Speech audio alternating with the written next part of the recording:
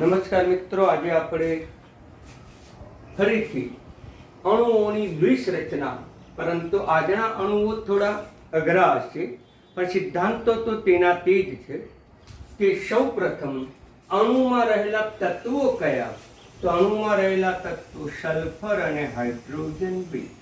સલ્ફરની આસપાસ કેટલા ઇલેક્ટ્રોન બતાવવા પડે?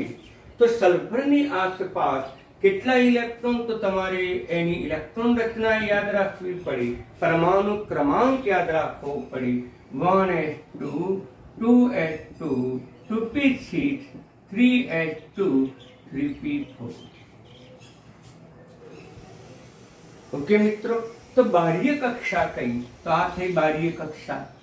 આ જે બાહ્ય કક્ષા, એમાં કેટલા ઇલેક્ટ્રોન? તો 6. તો 6 ઇલેક્ટ્રોન નરી આંખે દેખી શકાતા નથી, એટલે આપણે ટપકા કે ડોટ્સ વડે બતાવી દઈએ. હાઇડ્રોજનની આસપાસ 1 ઇલેક્ટ્રોન, કારણ કે હાઇડ્રોજનની ઇલેક્ટ્રોન રચના 1s1 છે. હવે હાઇડ્રોજનની આસપાસ 2 ઇલેક્ટ્રોન થવા જોઈએ, કારણ કે એના માટે સમૃદ્ધ રચના શબ્દ છે. કારણ કે એસમાં વધુમાં વધુ 2 જ ઇલેક્ટ્રોન સમાય, એટલે હાઇડ્રોજનની આસપાસ તમારે 2 જ ઇલેક્ટ્રોન બતાવવાના મિત્રો. હવે સલ્ફર અષ્ટક રચના પૂર્ણ કરવી છે, એટલે કે S2P6 એટલે કે 3s2 3p6 વ્યાપક અર્થમાં NH2NP6 રચના મેળવવી છે. તો પછી એને કેટલા ઇલેક્ટ્રોન ખૂટે? 4 માંથી 6 એટલે 2 ઇલેક્ટ્રોન ખૂટે, એટલે કેટલા ઇલેક્ટ્રોનની ભાગીદારી કરે? 2 ઇલેક્ટ્રોન. આમ સલ્ફર પોતે 2 ઇલેક્ટ્રોનની ભાગીદારી કરશે. આમ સલ્ફરનો 1 ઇલેક્ટ્રોન હાઇડ્રોજનના 1 ઇલેક્ટ્રોન સાથે, એ જ રીતે સલ્ફરનો બીજો ઇલેક્ટ્રોન બીજા હાઇડ્રોજનના 1 ઇલેક્ટ્રોન સાથે ભાગીદારી કરશે. હવે સલ્ફર ની પહેલા કેટલા ઇલેક્ટ્રોન હતા? 6 ઇલેક્ટ્રોન હતા. હવે 6 માંથી આ 2 આવી ગયા, 2 બાકી, 4 બાકી રહ્યા. આમ આ જે ઇલેક્ટ્રોન છે એને આપણે કહીશું બંધકારક ઇલેક્ટ્રોન યુગ્મ, જે બંને પરમાણુની વચ્ચે દર્શાવવામાં આવે છે. બંને પરમાણુની વચ્ચે આપણે કહીશું બંધકારક ઇલેક્ટ્રોન યુગ્મ. આ જે છે બંધમાં ભાગ ભજવતા નથી, તેથી તેને અબંધકારક, બંધમાં ભાગ ન ભજવતા અબંધકારક ઇલેક્ટ્રોન યુગ્મ તરીકે ઓળખીશું. ઓકે, તો પછી એનું બંધારણની આપણે ચર્ચા કરીએ. તો સલ્ફર અને હાઇડ્રોજન વચ્ચે 1 ઇલેક્ટ્રોનની ભાગીદારી થાય, માટે હાઇડ્રોજન સલ્ફર વચ્ચે સિંગલ બંધ બને, એક જ બંધ. યાદ રાખો કેમિસ્ટ્રીનો મૂળભૂત સિદ્ધાંત, હાઇડ્રોજન હંમેશા સિંગલ બંધ જ બનાવે. Clear concept? કેમિસ્ટ્રીનો પાયાનો સિદ્ધાંત છે. હાઇડ્રોજન માત્ર સિંગલ બંધ જ બનાવે, કદાપી હાઇડ્રોજન દ્વિબંધ બનાવતો જ નથી, સિંગલ બંધ જ બનાવે. એટલે સલ્ફર અને હાઇડ્રોજન વચ્ચે સિંગલ બંધ.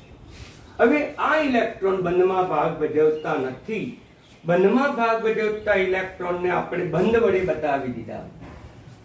સલ્ફરના ઇલેક્ટ્રોન બતાવી દીધું જે બંધમાં ભાગ ભજવતા નથી. તો આ એનું બંધારણ છે. હવે SiCl4 ની ચર્ચા કરીએ મિત્રો, એની દ્વિશ રચનાની ચર્ચા કરીએ. તો સિલિકોન અને 4 ક્લોરીન છે.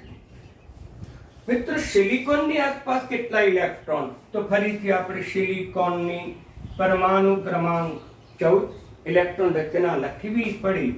1s2 2s2 2p6 3s2 3p2. આમ બાહ્ય કક્ષામાં 4 ઇલેક્ટ્રોન છે, અને 4 ઇલેક્ટ્રોનને આપણે ક્રોસ વડે બતાવી શકીએ. આમ એની આસપાસ 4 ઇલેક્ટ્રોન. ક્લોરીન હોય કે પછી ફ્લોરીન હોય, બ્રોમીન હોય, આયોડીન હોય, આ હેલોજન તત્વ છે. અને હેલોજન તત્વની સામાન્ય ઇલેક્ટ્રોન રચના NH2NP5 છે મિત્રો. માટે બધા જ તત્વો છે એની આસપાસ 7 ઇલેક્ટ્રોન જ હોય મિત્રો. એટલે એની આસપાસ 7, 1 2 3 4 5 6 અને 7, આની આસપાસ 7 ઇલેક્ટ્રોન. હવે ચર્ચા કરીએ આપણે આગળ.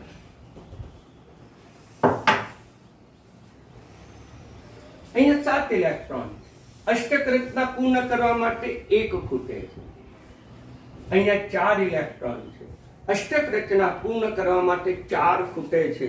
પણ મિત્રો કે હંમેશા ઇલેક્ટ્રોનની ભાગીદારી સમાન સંખ્યામાં જ થાય. એટલે આના 7 છે, આના 4, આના 4 કે આનો 1 એવું ન વપરાય. પરંતુ આનો અષ્ટક રચના પૂર્ણ કરવા માટે 1 ખૂટે છે. તો પછી સિલિકોનનો પણ 1 જ ઇલેક્ટ્રોન ભાગ વધે. આમ સિલિકોનનો 1 ઇલેક્ટ્રોન એ 1 ક્લોરીન સાથે ભાગ ભજવશે. એ જ રીતે સિલિકોનનો બીજો ઇલેક્ટ્રોન બીજા ક્લોરીન સાથે ભાગ ભજવશે. 4 ક્લોરીન છે મિત્રો. સિલિકોનનો ત્રીજો ઇલેક્ટ્રોન ત્રીજા ક્લોરીન સાથે, ચોથો ઇલેક્ટ્રોન ચોથા ક્લોરીન સાથે ઇલેક્ટ્રોનની ભાગીદારી કરશે. તો આમ સિલિકોનના 4 ઇલેક્ટ્રોન, આમ સિલિકોનનો 1, જ્યારે ક્લોરીનનો 1 ભાગીદારી કરશે. હવે ક્લોરીન પાસે 7 ઇલેક્ટ્રોન હતા. એ પૈકી 1 ઇલેક્ટ્રોન બંધમાં ભાગ ભજવ્યો. બાકી કેટલા રહે? 6. તો 6 બતાવવા પડે.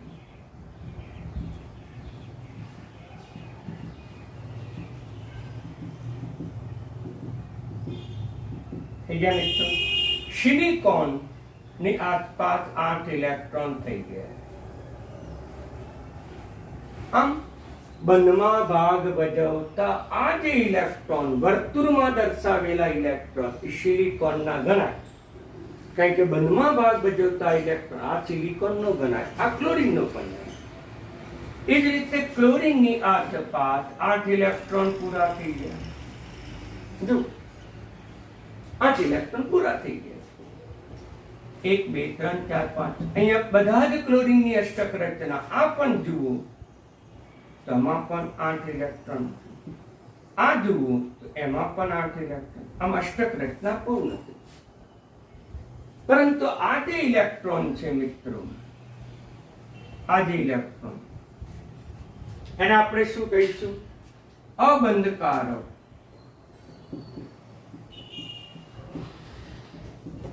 ઇલેક્ટ્રોનિકમાં કહીશું. આ જે ઇલેક્ટ્રોન થયા વચ્ચે રહેલા ઇલેક્ટ્રોન, જેને કહીશું બંધકારક ઇલેક્ટ્રોન. તો હવે આનું આપણે આ રીતે પણ બંધારણ બતાવી શકીએ. સિલિકોન આ રીતે, ક્લોરીન સમચતુષ્ફલકીય બંધારણ છે. ક્લોરીનની આસપાસ ઇલેક્ટ્રોન બતાવવા પડશે. કેટલા? તો કે 6. અને આ ઇલેક્ટ્રોનને આપણે શું કહીશું? અબંધકારક ઇલેક્ટ્રોન કહીશું. તો લુઈસ બંધારણ પૂછે તો આટલું દોરવાનું. આ તો આપણે અણુઓના આકારની પણ જોડે જોડે ચર્ચા કરી. હવે આવ્યો BeF2 મિત્રો. BeF2 ની આપણે ચર્ચા કરીએ. BeF2 તો એમાં બેરિલિયમ છે અને 2 ક્લોરીન છે. બેરિલિયમ ની આસપાસ કેટલા ઇલેક્ટ્રોન? તો પરમાણુ ક્રમાંક યાદ હોવો જોઈએ, 4 છે. 1s2 2s2. બાહ્ય કક્ષામાં 2 જ ઇલેક્ટ્રોન છે, એટલે આપણે 2 જ ઇલેક્ટ્રોન બતાવીશું. ક્લોરીન હેલોજન સમૂહ છે. મેં હમણાં ચર્ચા કરી. હેલોજન સમૂહ હોય તો તેની આસપાસ કેટલા ઇલેક્ટ્રોન બતાવવા પડે? તો કે 7 ઇલેક્ટ્રોન. આની આસપાસ 2 ઇલેક્ટ્રોન છે. આની આસપાસ 7 છે. અને કેટલા ખૂટે? 1. અને કેટલા ખૂટે? 6. તો 1 ખૂટે. લઘુત્તમ ઇલેક્ટ્રોન ખૂટતા હોય એટલા જ ભાગીદારીમાં થાય. અહીંયા લઘુત્તમ ઇલેક્ટ્રોન 1 હતા, માટે 1 ઇલેક્ટ્રોન. અહીંયા અષ્ટક રચના પૂર્ણ કરવા માટે, સમૃદ્ધ રચના પૂર્ણ કરવા માટે 1 ખૂટે. આના 2. 1 ખૂટે માટે 1 ની ભાગીદારી. કેટલા ઇલેક્ટ્રોનની ભાગીદારી થાય? એ બંને તત્વોની લુઈસ રચનાને આધારે જેમાં ઓછા ઇલેક્ટ્રોનની જરૂર પડે ભાગીદારીમાં, એટલા જ ઇલેક્ટ્રોન વચ્ચે ભાગીદારી. આમાં 1 તમે એક ઇલેક્ટ્રોન, આમાં પણ એક ઇલેક્ટ્રોન, આમાં પણ એક ઇલેક્ટ્રોન. માટે મિત્રો બેરિલિયમનો એક ઇલેક્ટ્રોન અને બીજા એક ઇલેક્ટ્રોન ફ્લોરિનના બેરિલિયમનો એક ઇલેક્ટ્રોન ફ્લોરિનના એક ઇલેક્ટ્રોન સાથે ભાગીદારી છે. આમ ફ્લોરિનની અષ્ટક રચના પૂર્ણ થઈ.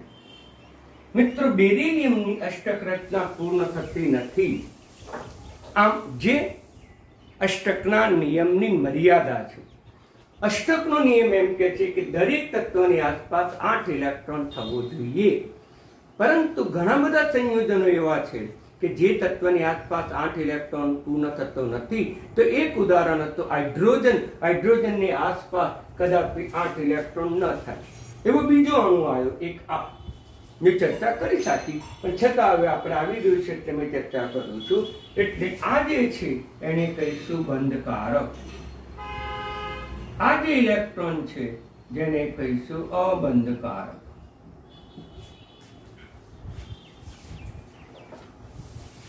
તો પછી એની રચના જોઈએ. BeF બીજું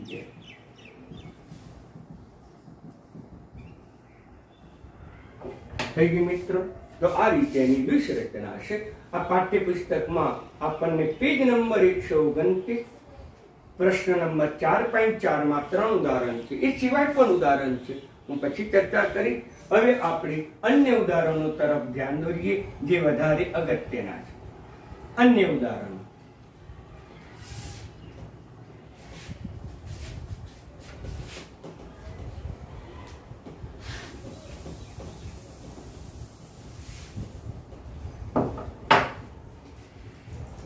અહીંયા ધ્યાન આપો. C2H4. C2H4 એટલે કે 2 કાર્બન 4 હાઇડ્રોજન અને આનું નામ છે ઇથિલિન.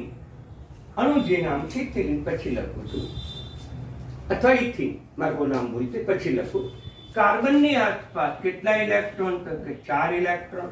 કારણ કે કાર્બનની ઇલેક્ટ્રોન રચના જોઈએ તો 1s2 2s2 2p2. બાહ્ય કક્ષામાં 4 જ છે મિત્રો, એટલે 4. હાઇડ્રોજનની આસપાસ એક જ છે મિત્રો. હવે અહીંયા ધ્યાન આપો. કાર્બન અને હાઇડ્રોજન વચ્ચે એક જ ઇલેક્ટ્રોનની ભાગીદારી થાય. કાર્બનનો એક ઇલેક્ટ્રોન, હાઇડ્રોજનનો, કાર્બનનો એક હાઇડ્રોજનનો.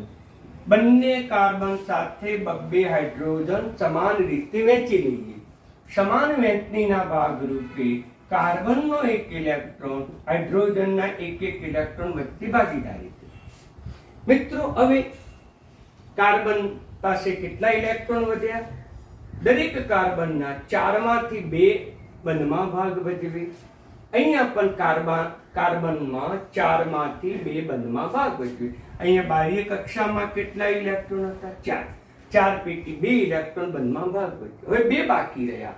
આ કાર્બનના 2 બાકી રહ્યા, બીજા કાર્બનના પણ 2 બાકી રહ્યા. આ કાર્બનની અષ્ટક રચના પૂર્ણ કરવા માટે અને આ કાર્બનની પણ અષ્ટક રચના પૂર્ણ કરવા માટે બંને વચ્ચે 2 ઇલેક્ટ્રોનની ભાગીદારી થશે. તો આમ કાર્બનની આસપાસ 8 ઇલેક્ટ્રોન પૂરા થઈ ગયા. આ કાર્બનની આસપાસ પણ 8 ઇલેક્ટ્રોન પૂરા થઈ ગયા. આ જે ઇલેક્ટ્રોન છે એને બંધકારક ઇલેક્ટ્રોન યુગ્મ તરીકે ઓળખીએ છીએ મિત્રો. હાઇડ્રોજન તો સિંગલ બંધ જ બનાવે, બાકીની ઇલેક્ટ્રોનની ભાગીદારી 2 ની થશે એટલે આપણને બંધકારક ઇલેક્ટ્રોન છે. અને દ્વિબંધ રચાયો મિત્રો, એટલે કાર્બન કાર્બન વચ્ચે દ્વિબંધ બતાવીશું. અહીંયા એક ઇલેક્ટ્રોનની ભાગીદારી સિંગલ બંધ બતાવીશું, એક ઇલેક્ટ્રોનની ભાગીદારી સિંગલ. આની અંદર અબંધકારક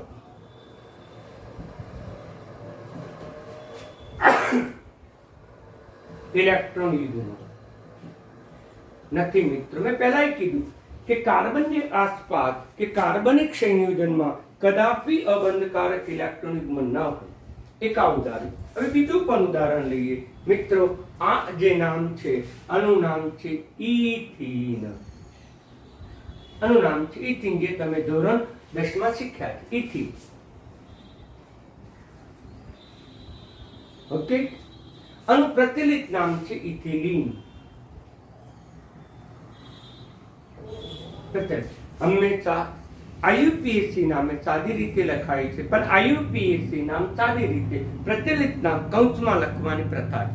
પણ મોટા ભાગે તમારા આઈયુપીએસસી નામ તૈયાર કરવાના. હવે આ અહીંયા 2 કાર્બન અને 2 હાઇડ્રોજન જ છે. કાર્બનની આસપાસ 4 ઇલેક્ટ્રોન, હાઇડ્રોજનની આસપાસ 1 ઇલેક્ટ્રોન. તો મિત્રો વિચારો કે કાર્બન છે એ 2 છે. બંને કાર્બનને સરખા ભાગે હાઇડ્રોજન વહેંચી દઈએ, પરંતુ હાઇડ્રોજન હંમેશા 1 જ ઇલેક્ટ્રોનની ભાગીદારી કરશે. આ ડોટ વડે બતાવ્યું કાર્બનનો ઇલેક્ટ્રોન છે, ક્રોસ વડે બતાવ્યું હાઇડ્રોજનનો ઇલેક્ટ્રોન. હવે કાર્બનના 4 ઇલેક્ટ્રોન છે બાહ્ય કક્ષામાં. આ 4 માંથી 1 આવી ગયું, 3 બાકી રહ્યા. આ કાર્બનના 3 ઇલેક્ટ્રોન બાકી રહ્યા, બીજો કોઈ તત્વ જ નથી. તો પછી આ કાર્બન એટલે કે બીજા નંબરના કાર્બનને પણ કેટલા બાકી રહ્યા? તો બીજા નંબરના કાર્બનને પણ 3 બાકી રહ્યા. તેથી તે પણ 3 ઇલેક્ટ્રોનની ભાગીદારી કરશે. આમ મિત્રો પોતે 3 ઇલેક્ટ્રોનની ભાગીદારી કરશે એટલે આપણને શું મળશે? ત્રિબંધ મળશે. એટલે કાર્બન અને કાર્બન વચ્ચે ત્રિબંધ રચાશે. 3 ઇલેક્ટ્રોનની ભાગીદારી છે, 1 ઇલેક્ટ્રોનની ભાગીદારી છે, અહીંયા પણ 1 ઇલેક્ટ્રોન. આ જે બંધ છે એને પરિણામે કાર્બનની અષ્ટક રચના પૂર્ણ થઈ ગયા. 6 અને 2 8 ઇલેક્ટ્રોન. અને પણ અષ્ટક રચના પૂર્ણ થઈ ગઈ મિત્રો. આ પણ 6 અને 2 8 ઇલેક્ટ્રોન.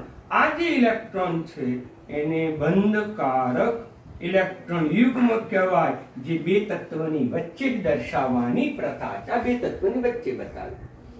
આમ અબંધકારક ઇલેક્ટ્રોન યુગ્મ નથી. આનું જે પ્રચલિત નામ છે ઇથાઇન. મારી ભૂલ થઈ. આઈયુપીએસી નામ છે ઇથાઇન. મારી ભૂલ હતી. ઇથાઇન આઈયુપીએસી. પ્રચલિત નામ છે એસિટિલિન.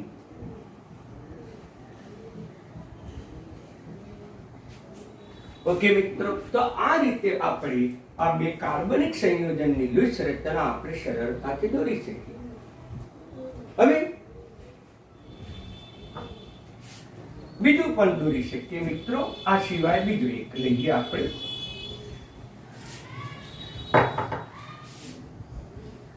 છેટું H6 લઈએ.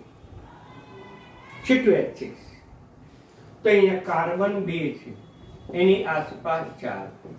હાઇડ્રોજન 6 છે, એની આસપાસ 1. તેથી સૌ પ્રથમ કેટલા કાર્બન છે? તો કે 2 કાર્બન છે.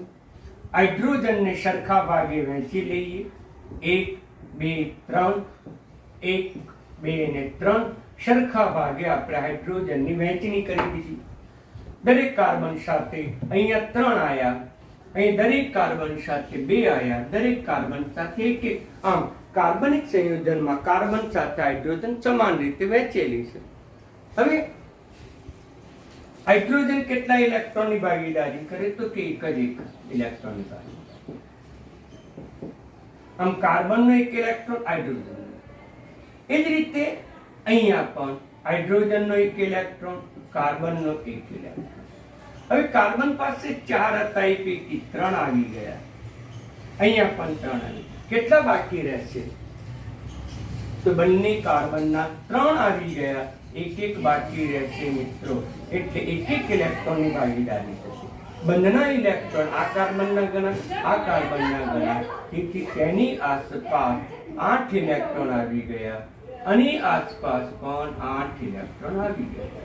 આ જે ઇલેક્ટ્રોન છે તેને બંધકારક ઇલેક્ટ્રોન યુગ્મ, યુગ્મ એટલે જોડ, પેર, બંધકારક ઇલેક્ટ્રોન યુગ્મ તરીકે આપણે ઓળખીશું મિત્રો. એટલે બરાબર ધ્યાનમાં રાખો.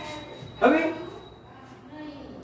એનું બંધ બંધારણ બતાવી, એટલે ઇલેક્ટ્રોન નહીં બતાવવાના, બંધો વડે બંધારણ બતાવીશું. કાર્બન કાર્બન વચ્ચે સિંગલ બંધ, હાઇડ્રોજન સિંગલ બંધ, હાઇડ્રોજન સિંગલ બંધ, સિંગલ બંધ. આ બાજુ જે બતાવ્યા તેને આપણે બંધ બંધારણ તરીકે ઓળખીશું. આપણે એને લુઈસ બંધારણ કહીશું.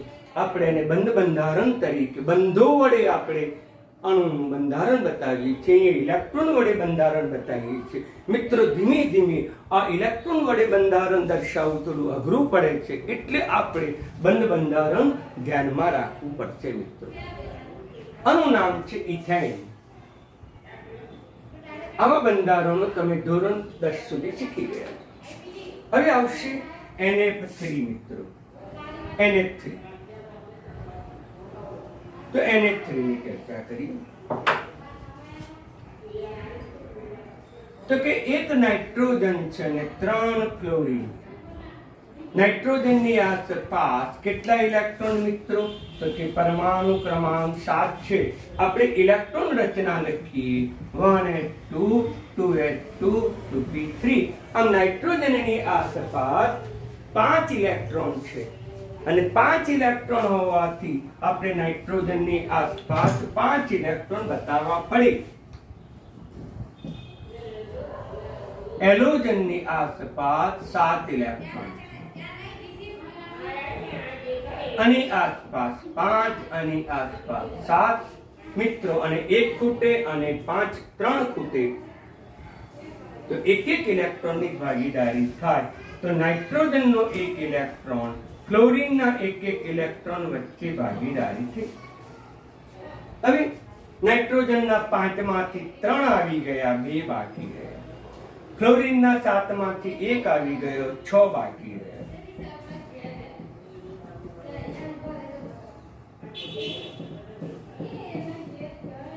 આ જે ઇલેક્ટ્રોન થયા એને કહીશું બંધકારક, અને આ જે ઇલેક્ટ્રોન થયા જેને કહીશું અબંધકારક ઇલેક્ટ્રોન યુગ્મ. બંધકારક ઇલેક્ટ્રોન યુગ્મ. અષ્ટક રચના પૂર્ણ થાય છે. જુઓ, દરેકની આસપાસ 8 ઇલેક્ટ્રોન થઈ જાય છે. આની આસપાસ આના પણ 8 ઇલેક્ટ્રોન થઈ જાય છે. આનું બંધારણ જોઈએ તો નાઇટ્રોજન સાથે ક્લોરીન સિંગલ બંધથી જોડાયેલા છે. અને આ જે ઇલેક્ટ્રોન યુગ્મ કહીશું એ ઇલેક્ટ્રોન યુગ્મને આપણે શું કહીશું? અબંધકારક ઇલેક્ટ્રોન યુગ્મ તરીકે આપણે મિત્રો એને ઓળખીશું. હવે લઈએ છેલ્લો કાર્બન મોનોક્સાઇડ. તો કાર્બન મોનોક્સાઇડ એ પણ સરળ છે, ધ્યાનમાં રાખજો.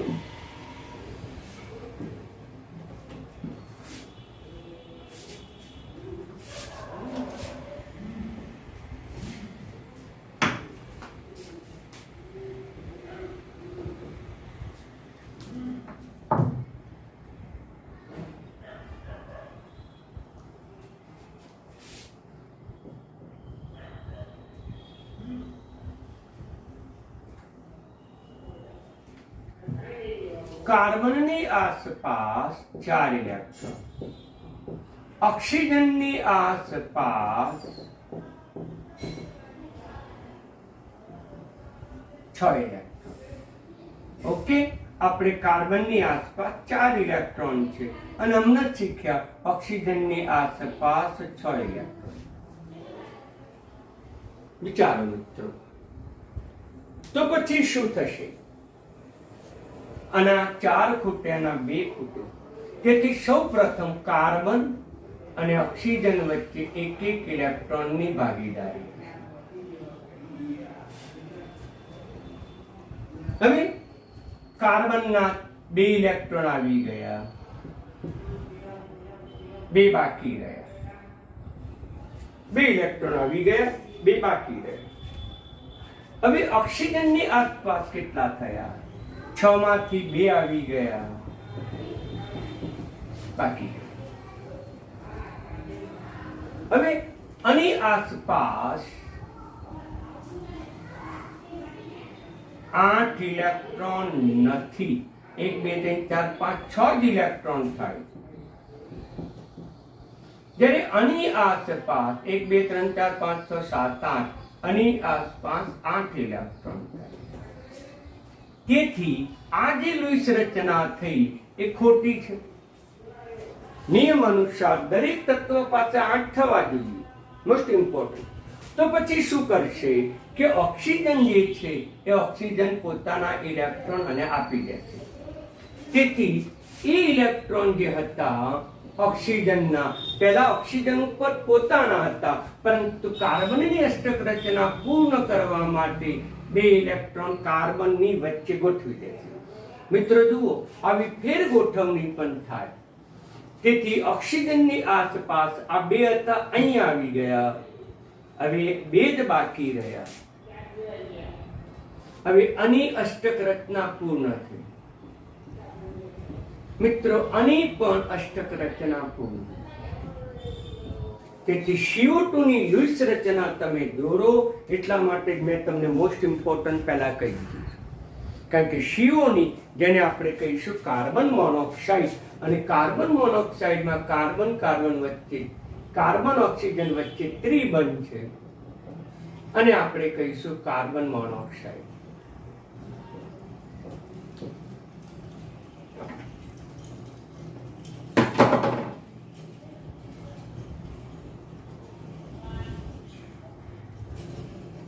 ઓકે મિત્રો, એટલે આ વેરી મોસ્ટ ઇમ્પોર્ટન્ટ હતું. આ રચના ખોટી, પરંતુ આ રચના આપણી લુઈસ રચના સાચી. એટલે પરીક્ષામાં જો તમને પૂછે તો આ રચના લુઈસ રચના લખજો મિત્રો. એટલે આવી ઘણી બધી લુઈસ રચનાઓનો આપણે અભ્યાસ કરવો પડશે મિત્રો. આવતીકાલે આવી વિશિષ્ટ લુઈસ રચનાની ચર્ચા કરીશ, અને આવતીકાલે અષ્ટકના નિયમની મર્યાદાની ચર્ચા કરીશ. ત્યારે આવા બધા ઘણા બધા ઉદાહરણો આપણા ધ્યાનમાં આવશે મિત્રો. એટલે એ બધા તૈયાર કરવા પડશે. એટલા માટે દરેક વિદ્યાર્થી મિત્રો જે કંઈ મેં ચર્ચા પાટિયા પર લખી છે એ જ ચર્ચા યથાવત રીતે તમારી નોટમાં લખતા રહેજો, જેથી કરીને તમને અને લુઈસ રચના આ ચેપ્ટરના કેમિસ્ટ્રીના પાયાના ખ્યાલો બરાબર આવડી જાય મિત્રો. ઓકે, ધન્યવાદ.